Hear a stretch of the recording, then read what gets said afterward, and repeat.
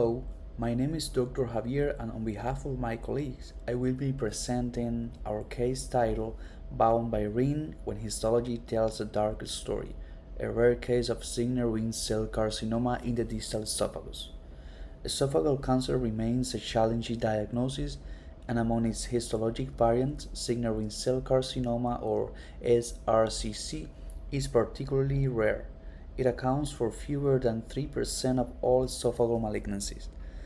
Clinically, this subtype is aggressive. It is associated with early lymphovascular invasion, diffuse mucosal spread, and poor response to conventional chemoradiotherapy. Because symptoms are nonspecific, diagnosis is frequently delayed. We present the case of a 78-year-old male, former smoker, with no significant medical history. He reported 2 months of progressive dysphagia, odynophagia, postprandial epigastric discomfort, and an unintentional 30-pound weight loss. His symptoms persisted despite a trial of omeprazole. A non-contrast CT abdomen was initially interpreted as reflux-related changes. During hospitalization, however, he developed complete oral intolerance.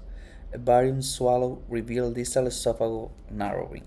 An initial endoscopy was aborted due to aspiration risk, but revealed proximal esophageal dilation with thick secretions, and a repeat EGD under intubation identified a large fungating mass at the gastroesophageal junction extending proximally to 30 centimeters.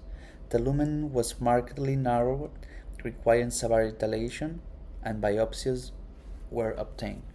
Histopathology confirmed poorly differentiated signal ring cell carcinoma, and hemoimmunohistochemistry demonstrated a mismatched repair proficiency and was negative for HER2, PD-L1, Claudin 18.2, and Helicobacter pylori. No evidence of intestinal metaplasia was identified. Because of his complete oral intolerance, parenteral nutrition was initiated. Although surgical consultation recommended a jejunostomy tube for long-term nutritional support prior to therapy, the patient declined it.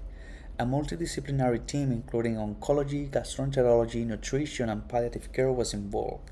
Cancer staging and treatment planning remain in progress. This case illustrates several important points. First, esophageal SRCC often evades early diagnosis and due to its tendency for submucosal infiltration, which may mimic benign gastrointestinal diseases. In our patient, multiple diagnosis studies, including CT, barium swallow, and serial endoscopy, were necessary before the diagnosis was established. Second, therapeutic planning was complicated by the tumor's lack of targetable biomarkers. Negative HER2, PD-L1, and Claudin 18.2 excluded several emerging therapeutic options, leaving systemic therapy and supportive care as the primary approaches. Finally, current esophageal cancer guidelines do not provide SRCC-specific recommendations despite its distinct natural history and poor prognosis. This underscores a gap in the clinical research and highlights the need for further study. In summary, primary esophageal SRCC is a rare but aggressive malignancy that requires a high index of suspicion, particularly in patients with progressive dysphagia and inconclusive initial testing. Early involvement of a multidisciplinary team is essential. Our case emphasized the diagnosis complexity, therapeutic limitations, and urgent care or need for research into SRCC-specific strategies that may improve patient outcomes. Thank you for your attention.